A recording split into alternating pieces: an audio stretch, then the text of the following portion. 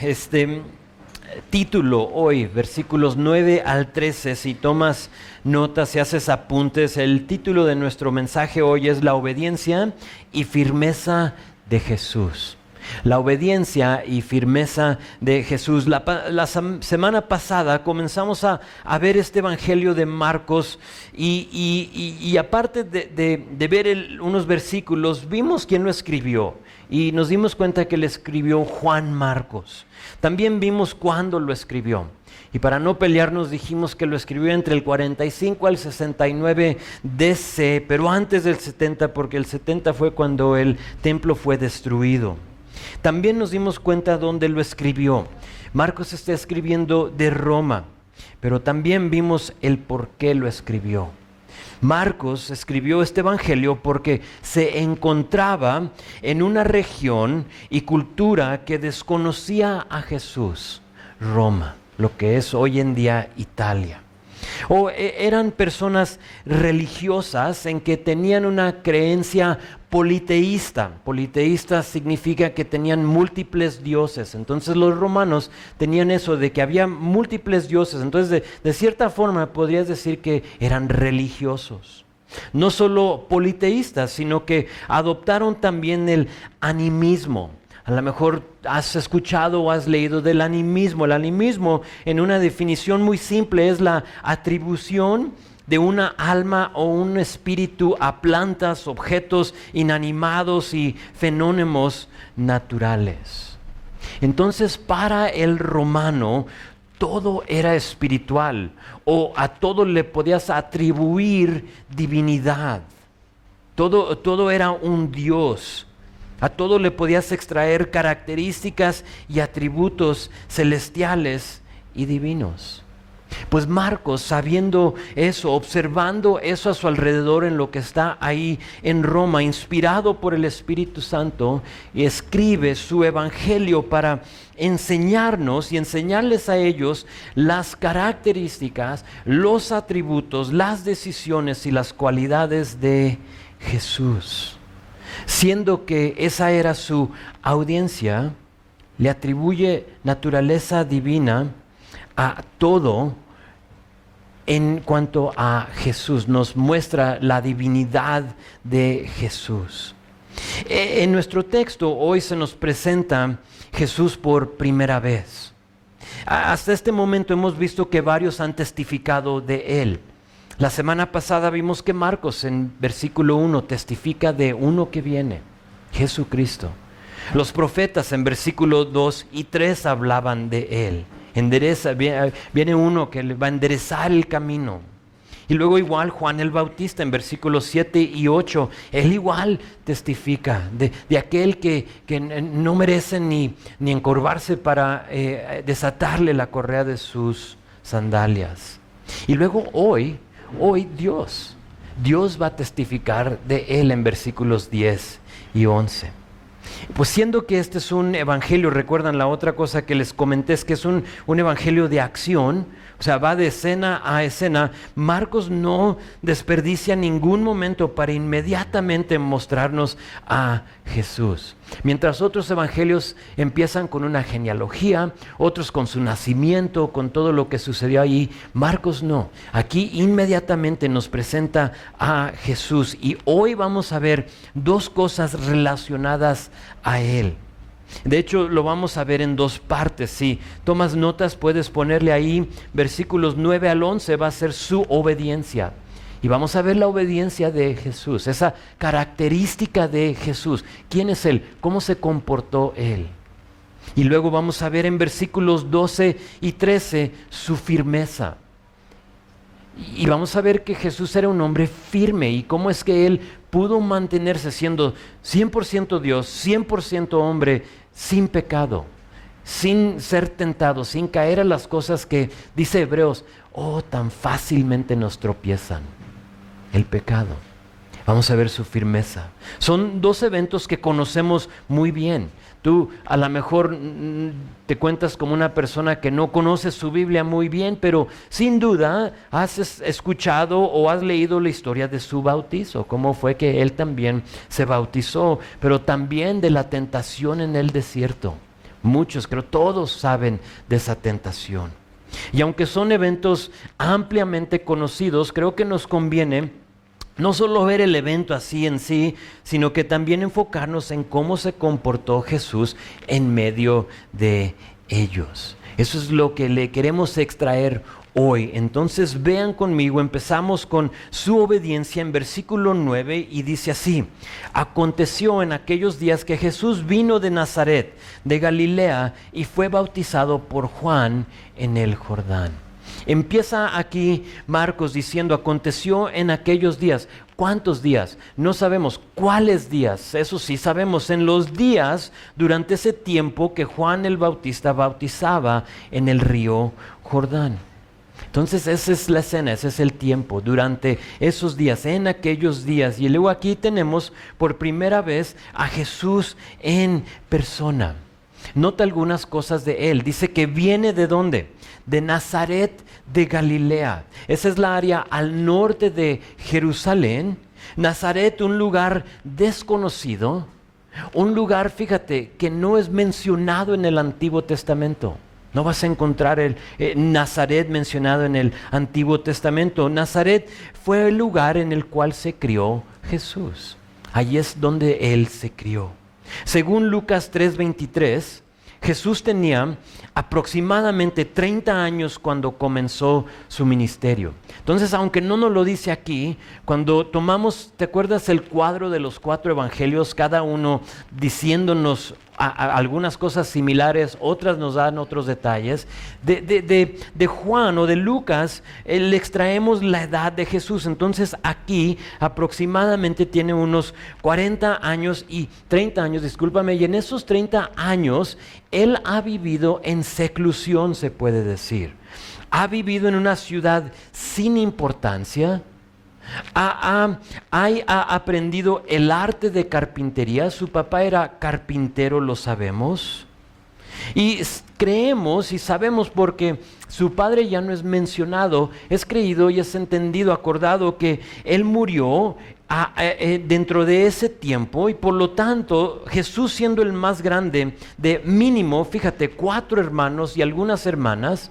Dices, oye, espérame, yo pensé que María solo tuvo a Jesús. No, tienes que leer tu Biblia y tu Biblia te dice que mínimo menciona 4 hermanos y hermanas.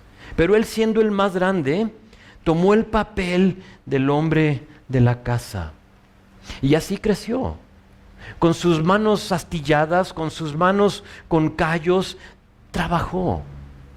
Jesús trabajó, igual a ti y a mí.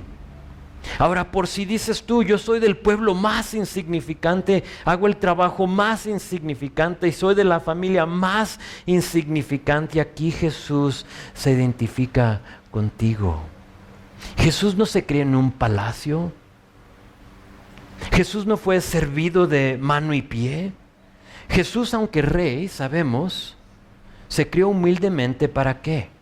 Para identificarse con la persona más sencilla y humilde. Quizá esa persona eres tú. Jesús sabe lo que tú vives en lo cotidiano. Sabe lo que se requiere para pararte en la mañana. Y cuando tú te ves las manos callosas y sucias y astilladas, Él lo sabe. Él también lo vivió. Entonces, esa es la escena. Jesús de 30 años, humilde, de un lugar insignificante. Y otra cosa que necesitas saber de Jesús, y esto es clave, sin romper un mandamiento y sin pecado. Ahora, resalto que llegó aquí a nuestro versículo sin pecado, porque vean a lo que va, vean lo que hace. ¿Va para qué? Para ser bautizado por Juan en el Jordán. A lo que tú le puedes decir, espérame, la semana pasada que no acordamos que el bautizo de Juan era para el arrepentimiento de pecado. Eso es lo que dijimos, ¿se acuerdan? Por eso vino Juan.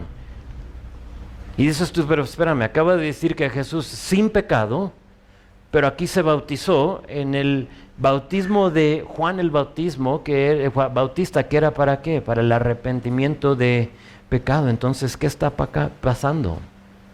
Pues Lucas nos dice que vinieron a Juan, los publicanos, y le preguntaron esto: Maestro, ¿qué haremos? Y Juan les dice: no exijan más de lo que os está ordenado. En otras palabras, les está diciendo a ellos: dejen de pecar, arrepiéntanse, les está diciendo ahí Juan el Bautista.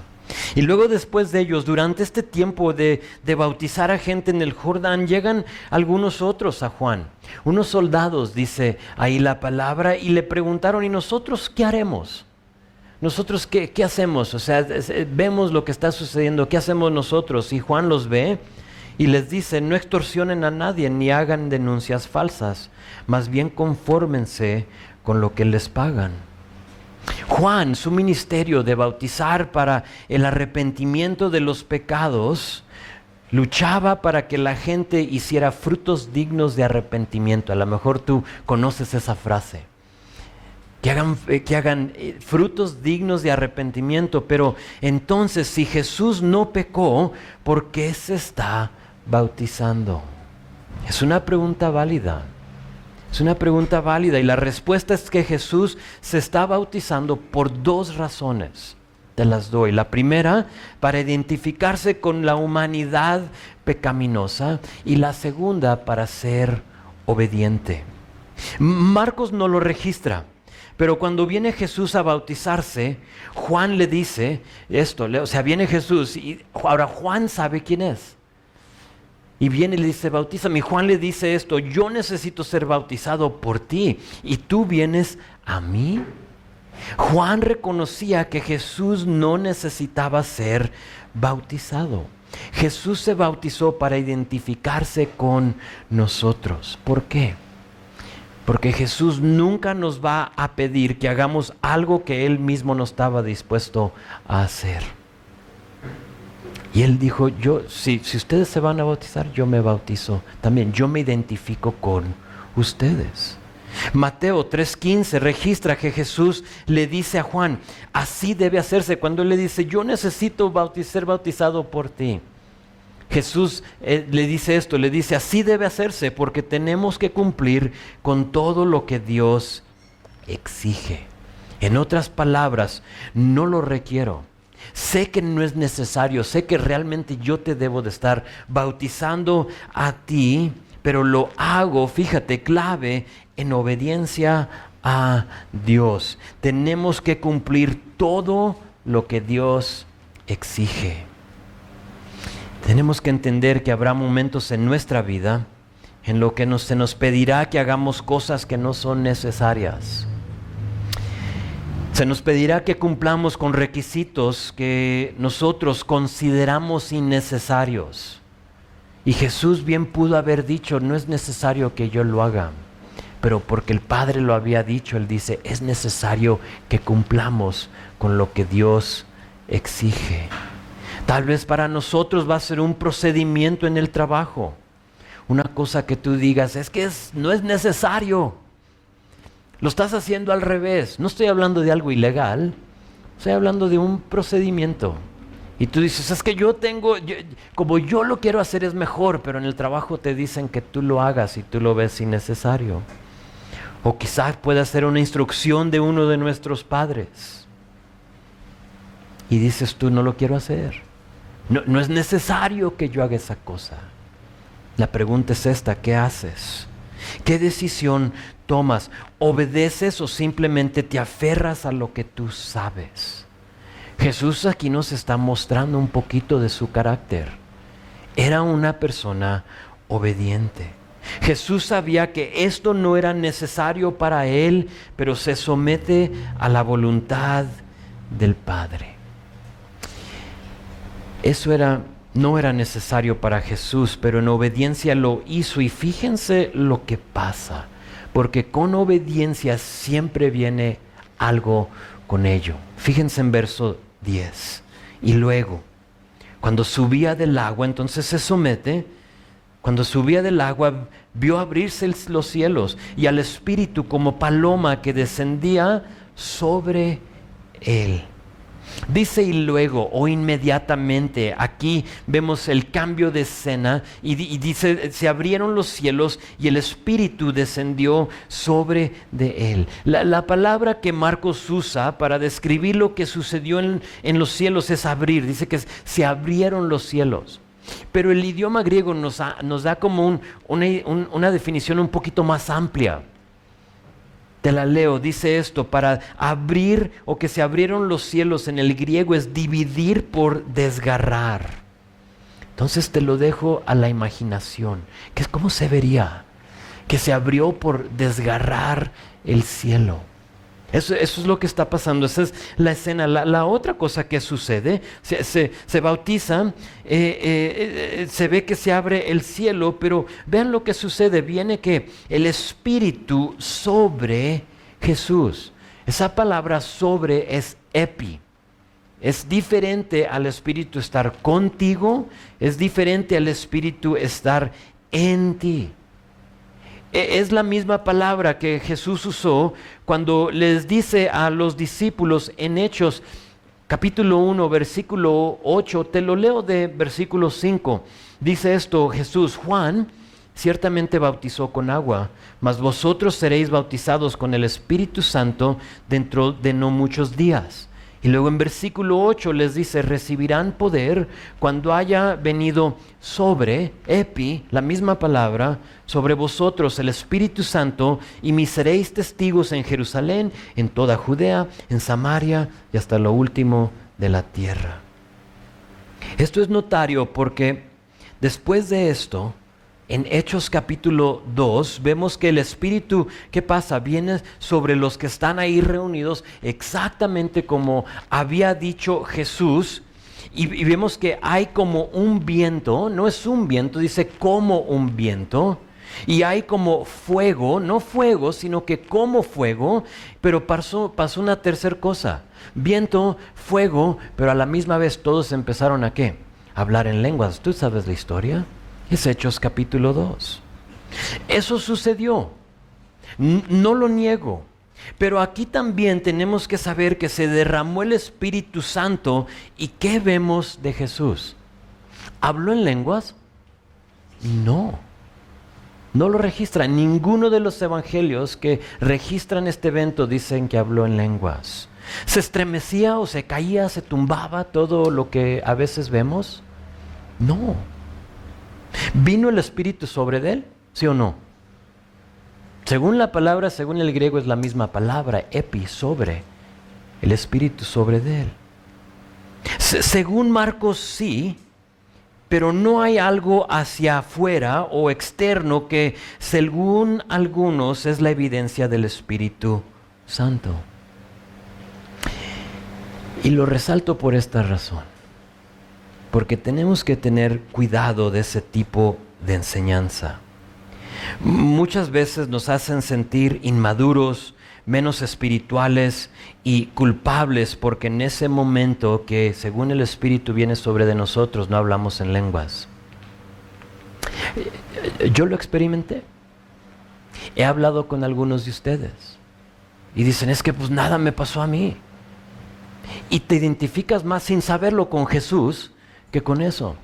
Pero porque eso te están diciendo, dices: híjole, me siento como que menos espiritual. O sea, ¿qué está pasando conmigo?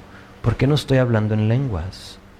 Yo siempre fui instruido de que el Espíritu es evidente en la vida de un cristiano, no tanto por lenguas, aunque puede ser parte de, yo entiendo, es parte de, no lo descarto, es parte de lo que sucede cuando el Espíritu viene sobre de alguien. Pero más que lenguas, es el fruto del Espíritu.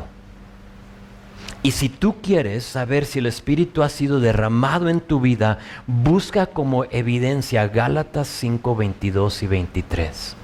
Tú anótalo, yo te lo leo.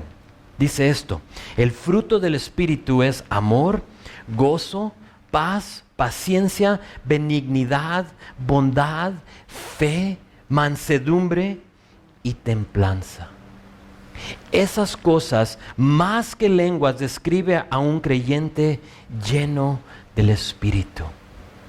Entonces tú bien te puedes agarrar hablando en lenguas por horas, pero si no hay amor en ti, ¿de qué te sirve? Si tú eres una persona sin paz o impaciente, una persona que no es de fe, una persona que no tiene templanza, dominio propio, entonces dime, ¿dónde está el Espíritu en ti? Busca más tú el fruto del Espíritu que las otras cosas. Eso fue lo que sucedió aquí con Jesús. Entonces Él obedece. Jesús se bautiza. Y porque obedeció, experimenta el llenamiento del Espíritu Santo. Viene sobre Él, dice, como una paloma. No era una paloma, pero viene como una paloma. Ahora de nuevo, usa tu imaginación. Me gusta la imagen de una paloma porque ¿sabes qué? Una paloma era el sacrificio que traía la persona más humilde, más pobre. Cuando tú venías a dar tu sacrificio, si no tenías recurso para el cordero, para pagar por tu sacrificio, Dios dijo, entonces está bien que traigan palomas. Y me encanta, una vez más, Jesús identificándose con la persona más simple y sencilla. Entonces obedece, se bautiza y obedeció. Experimenta el Espíritu, pero no fue todo. Ve versículo 11 conmigo. Y vino una voz de los cielos que decía, tú eres mi Hijo amado, en ti tengo complacencia. La otra cosa que acompaña la obediencia es que Dios se complace con nosotros. Dios, escúchame bien, Dios no quiere nada más que nuestra obediencia. Es todo lo que Él requiere de nosotros. Obedientes podemos ver a Dios hacer lo imposible. Obedientes podemos formar parte de los milagros de Dios, pero desobedientes nos perdemos de todo eso. En 1 Samuel, capítulo 15, tenemos una historia muy interesante. En ese capítulo, el rey Saúl desobedece y no hace lo que el profeta Samuel le había dicho. A través de Samuel, Dios le había dicho a Saúl que destruya, fíjate, destruye y que no se apiade de los amalecitas. Los amalecitas eran los enemigos en ese momento. Y le dice, destruye todo, absolutamente todo. Entonces ahí tú vas a entender, todo es todo. Todo animal, toda persona, todo. Dios ya le había dado la victoria. Y la instrucción era muy simple, destruye todo. Saúl sale y así efectivamente como Dios había dicho, él ataca a los amalecitas y destruye todo excepto, nos dice la palabra, al rey Agag. Y no solo al rey Agag, sino que también a todas las mejores ovejas, vacas y los terneros más gordos. Y luego versículo 9 ahí dice, en fin, todo lo que era de valor se lo quedó. Obediencia. Dios quiere obediencia de nosotros. Dios da instrucción, Saúl desobedece. Llega el profeta Samuel.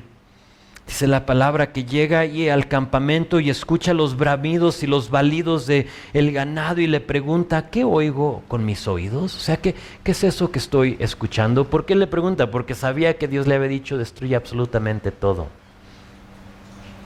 Saúl, sabemos, no toma la responsabilidad y culpó al pueblo, diciendo esto, pues el pueblo perdonó lo mejor, las ovejas de las vacas para sacrificárselas a Jehová tu Dios, pero lo demás lo destruimos, justificándose, ¿no? Y muchas veces eso hacemos. Señor, pero es que te estoy obedeciendo en esto, mientras que Dios nos ha dicho que hagamos lo otro. Y dice, pero es que el pueblo, y más allá lo hicimos ¿para qué? Para sacrificarle a Dios, queríamos sacrificarle algo.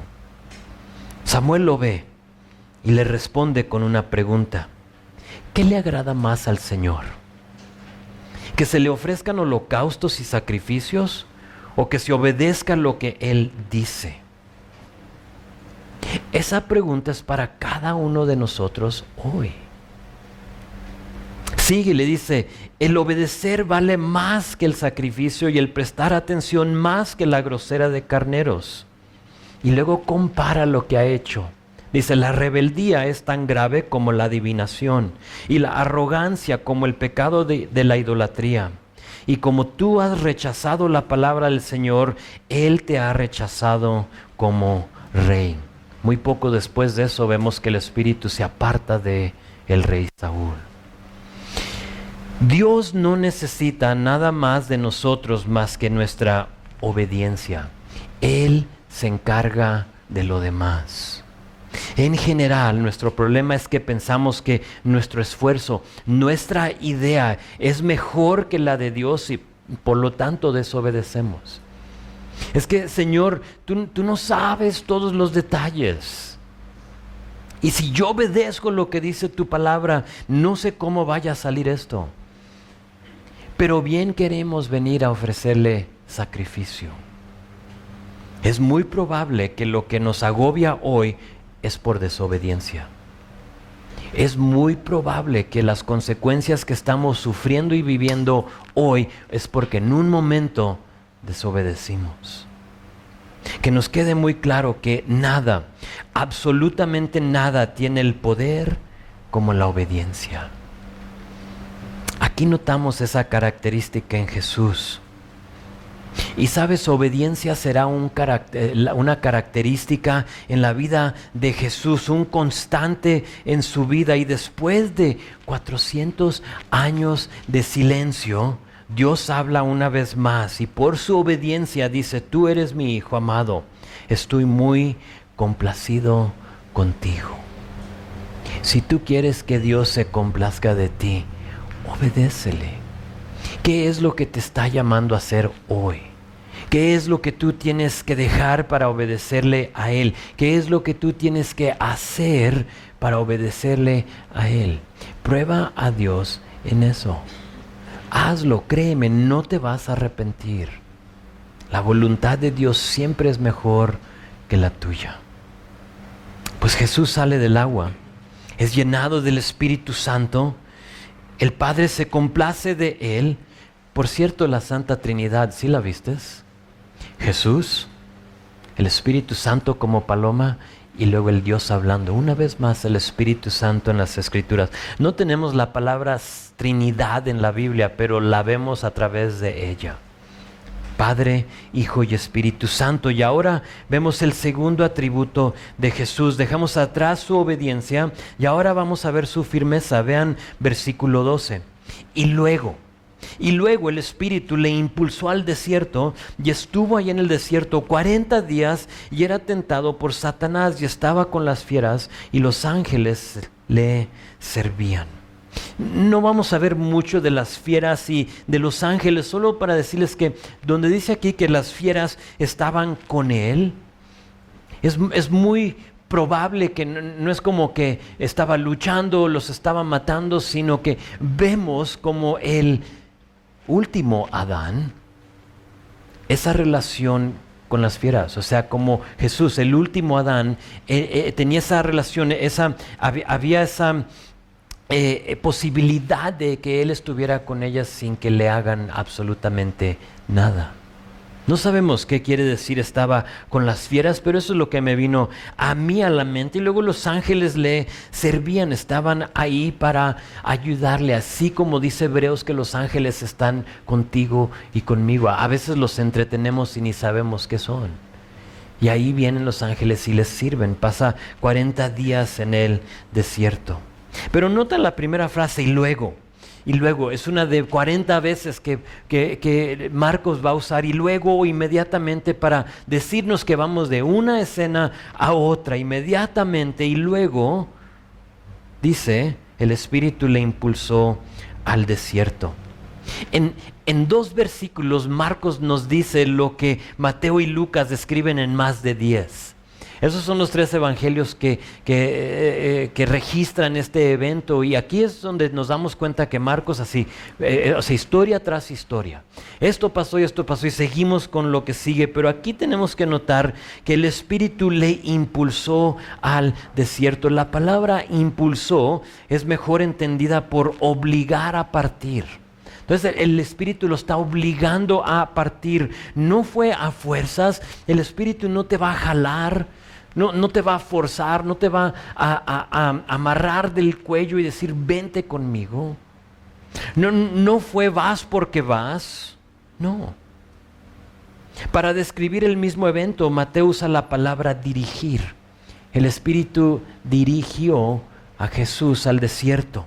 Lucas usa la palabra trajo, lo encaminó. Dios nos ha dado su Espíritu para impulsar, para dirigir y para llevarnos de la mano.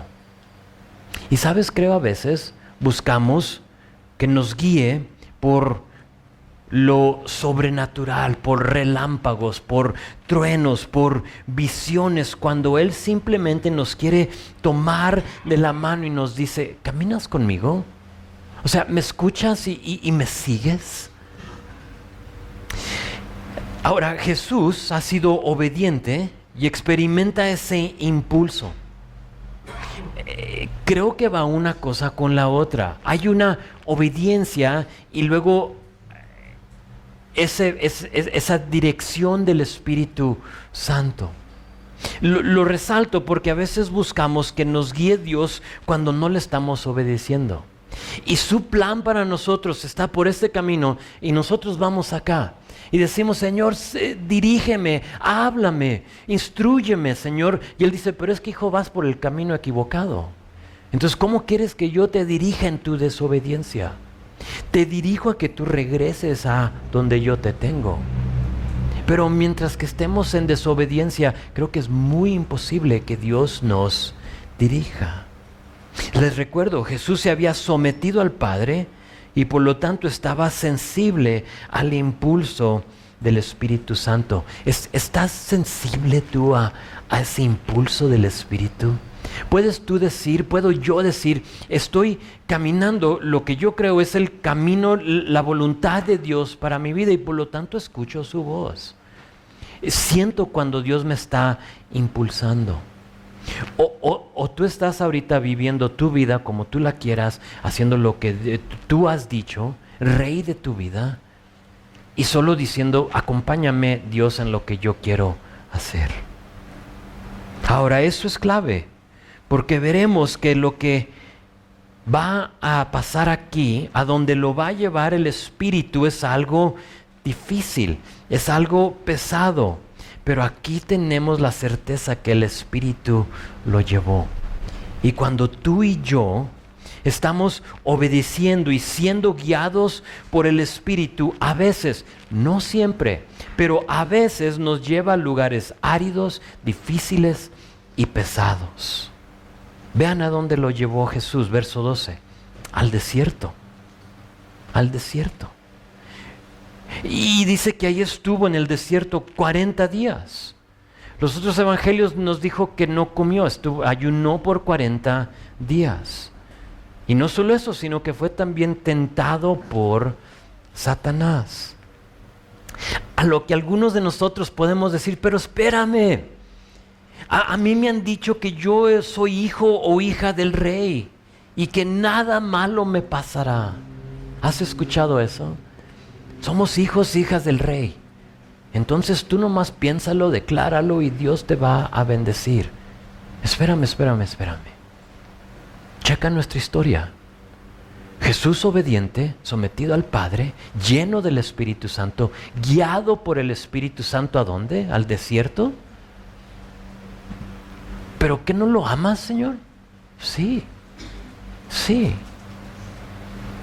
Jesús es llevado al desierto para ser tentado, pero más que nada para mostrarnos cómo resistió el enemigo.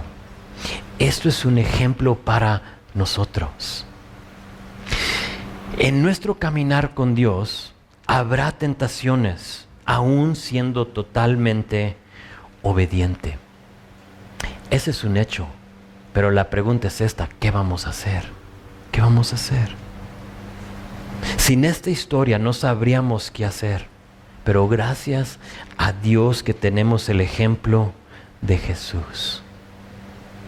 A lo mejor tú estás en obediencia a Dios en este momento, estás caminando con Él, estás en su voluntad, pero dices, híjole, ¿por qué pues está difícil la cosa? ¿Por qué parece ser que estoy en un desierto, en un tiempo árido, seco con el Señor? ¿Por qué siento la tentación del enemigo?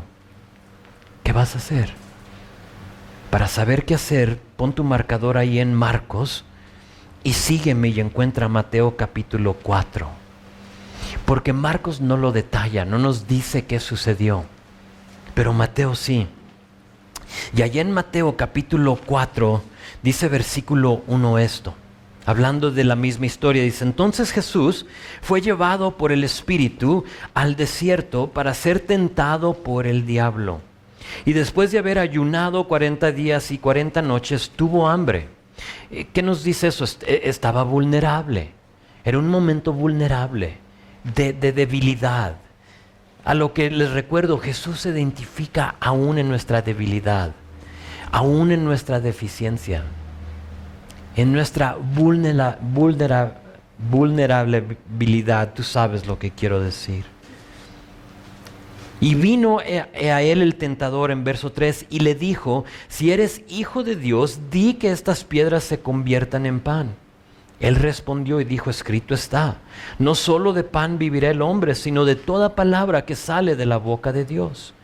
Entonces el diablo le llevó a la santa ciudad, a Jerusalén, y lo puso sobre el pináculo del templo, y le dijo: si eres hijo de Dios, échate abajo, porque escrito está, a sus ángeles mandará cerca de ti, y en sus manos te sostendrán para que no tropieces con tu pie en piedra. Y Jesús le dijo: escrito está, no tentarás al Señor tu Dios. Verso 8, otra vez le llevó el diablo a un monte muy alto y le mostró todos los reinos del mundo y la gloria de ellos, y le dijo: todo esto te daré, si postrado me adorares. Entonces Jesús le dijo: vete, Satanás, porque escrito está, al Señor tu Dios adorarás y a Él solo servirás. El diablo entonces le dejó, y aquí vinieron ángeles y le servían. Aquí Mateo nos dice que Satanás tienta a Jesús con 3 cosas. Me atrevo a decir que muy similar a lo que Satanás usa para tentarnos a nosotros hoy en día. La primera cosa es con el deseo o el codicio de la carne. Le dice: convierte las piedras en pan. Ahora, Jesús estaba en un estado vulnerable, y de la misma manera el enemigo ataca en nuestra debilidad. Cuando tú estás más débil es cuando vas a sentir esas tentaciones del enemigo, y apela a tu carne. O sea, convierte esas piedras en pan. ¿Quién no? Yo pienso en eso y pienso así en los bolillos así ya calientitos, tú sabes, cuando los acaban de entregar a la tiendita y dices: híjole, yo ya sé, ahí por mi casa 8:15, más tardado 8:30 están calientitos. Y pienso en eso, o sea, como que, híjole, ahí eso está haciendo, apelando a la carne. Y luego al orgullo de la vida. Fíjate lo que dice: échate abajo para que te rescate Dios. En otras palabras, abusa de tus poderes, de tus derechos, tienta a Dios. El orgullo diría: lo hago, lo tiento. O sea, ¿por qué no? Es el orgullo de la vida. Y luego, última cosa, apela al deseo de los ojos. Fíjate, le dice: todo esto te daré. O sea, le muestra todos los reinos, todo lo que estaba en el poder del enemigo, porque sabemos que en este momento este mundo está bajo la sumisión y bajo el poderío ¿de quién? Del enemigo. Y se lo muestra. Era de él para dársela. Y lo pone ahí y le dice: todo esto te daré si te arrodillas y me adoras. Ahora, pudieron ser más de 3 tentaciones, pero la respuesta sigue siendo la misma. ¿Sí lo viste? La palabra de Dios. En cada una de estas tentaciones Jesús responde con ¿qué? Escrito está. Escrito está. Después de ser llenado del Espíritu, ese mismo Espíritu lo lleva al desierto y ahí Jesús es tentado por estos 40 días. Jesús superó, Jesús resistió la tentación. Ahora, ¿cómo lo hizo? Simplemente con la palabra de Dios. Ahora, sé que vimos muy pocos versículos, pero ¿sabes? Lo hice a propósito. Lo hice a propósito. Pablo dijo en 1 Corintios capítulo 11, en Filipenses capítulo 3 versículo 17 y en 1 Tesalonicenses capítulo 1 versículo 6, que seamos imitadores de Él, así como Él era de Cristo. Qué audacia, ¿no? De una persona decir, sed imitador de mí como yo soy de Cristo. Muchas veces nuestro sincero deseo es ser similar a Cristo, pero ¿sabes qué? No lo ponemos en práctica. O eso queremos ser más como Él y oramos y decimos, Señor, quiero ser más como tú. Pero cuando se llega el momento de actuar, no lo hacemos. Hemos visto en la vida de Pablo, nosotros que hemos estudiado algunas de sus cartas, que él solo pudo decir, imítenme a mí, porque ponía en práctica lo que había visto en Cristo. Todo lo que él aprendió, todo lo que él vio en Cristo lo puso en práctica. Hoy hemos visto la obediencia y la firmeza de Cristo. Cuando Dios le dice que haga algo, él obedece. Cuando llega la tentación, vemos su firmeza. Vemos cómo no cayó, no pecó. Me pongo a pensar en cuántos de nosotros enfrentaremos oportunidades para obedecer a Dios esta semana. Creo que todos, pero la pregunta será la misma. ¿Tomaremos el ejemplo de Jesús y obedecemos o lo vamos a ignorar? Sin duda, al salir de este lugar, tú vas a ser enfrentado con esa decisión. ¿Obedezco al Señor, sí o no? Para cada uno de nosotros es diferente, entonces no quiero dar ni ejemplos. No quiero que digas, es que no mencionó lo mío. Pero sea lo que sea, tú sabes lo que Dios te está llamando a hacer o no hacer. Y la pregunta es esa, ¿vas a obedecerle o vas a seguir haciéndote de la vista gorda? Y decirle, Señor, lléname de tu Espíritu. Señor, guíame. Señor, ¿por qué no escucho tu voz? Y Él te dice, es que no me estás obedeciendo, hijo. Obedéceme. Esta semana, de hecho hoy, al salir de aquí, quizá a lo mejor para algunos de ustedes en este momento estamos siendo tentados a lo que tenemos que preguntarnos, ¿qué vamos a hacer? ¿Vamos a ceder al enemigo o tenemos suficiente palabra en nosotros para resistir? ¿Tienes tú suficiente palabra para decir, escrito está, vete de aquí? ¿O le vas a ceder tu voluntad al enemigo? Jesús, fíjate, siendo Dios, no recurrió a sus habilidades sobrenaturales, sino que usó a la palabra de Dios y dijo, escrito está. Si Jesús acude a la palabra, ¿cuánto más nosotros? Es la palabra.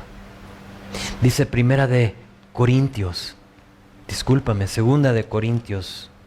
capítulo 5, 17, no os ha sobrevenido ninguna tentación que no sea humana. Los de navegantes recuerdan el versículo. Sigue, dice, pero fiel es Dios que no os dejará ser tentados más de lo que podéis resistir, sino que dará también juntamente con la tentación la salida para que lo podáis soportar. Y sabes, conocemos el versículo y nos encanta, pero junto con él viene nuestra responsabilidad. No se vale estar en medio de la tentación y recitar este versículo porque lo tienes memorizado y esperar que la tentación huya. No es eso. Hay una responsabilidad para nosotros en ella. Dice, resistid. No nos va a dejar ser tentados más de lo que podamos resistir, pero que también nos dará juntamente con la tentación, ¿qué? La salida. ¿Cuál es esa salida? ¿Nunca te has preguntado cuál es la salida? O sea, ¿va a ser una puerta o cuál es la salida? Les sugiero que la salida es su palabra. Su palabra. Que también sabemos, conocemos su palabra. ¿Tenemos la salida? ¿Sí o no? ¿Sabías que Dios te la ha dado? Dios te ha dado la salida. Se llama la Biblia. Son 66 libros escritos para ti. Esta es la salida. Y si tú te encuentras en tentación, te tengo que preguntar, ¿tendremos la respuesta bíblica cuando llegue el enemigo con tu tentación? ¿La conoces lo suficiente, así como Jesús? Jesús no dijo, espérame, busco en Google la respuesta para esta tentación. Y luego ahí la estamos buscando, sé que por ahí está. Jesús la tenía en su corazón. Si queremos ser más como Jesús, necesitamos poner en práctica nuestra obediencia a Dios y resistir al enemigo usando la palabra de Dios. Sabes, no es algo inalcanzable, pero sí es algo duro de alcanzar si no le rendimos todo a Él. No podemos estar con un pie en el mundo y con un pie en la iglesia. Tenemos que tomar una decisión. Mi oración es que seamos más como Jesús en obediencia y firmeza. Y eso lo vamos a ver a través de este evangelio.